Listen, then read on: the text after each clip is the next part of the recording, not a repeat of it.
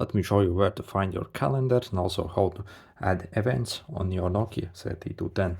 So to quickly launch a calendar, all you have to do is press this right button.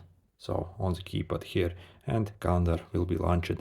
Then you can obviously scroll it, multiple months, days, whatever really.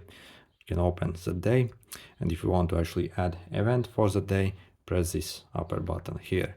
Click add new event, set your title here, what it will be.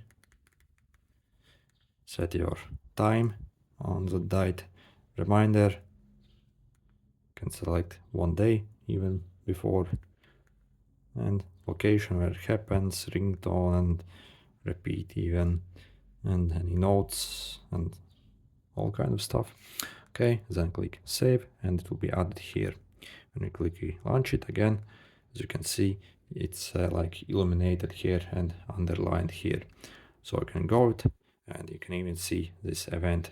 You can open and see all the details of that event here as well. So yep, if you want to see more videos about this phone, then make sure to subscribe because I have plenty more coming actually. See you.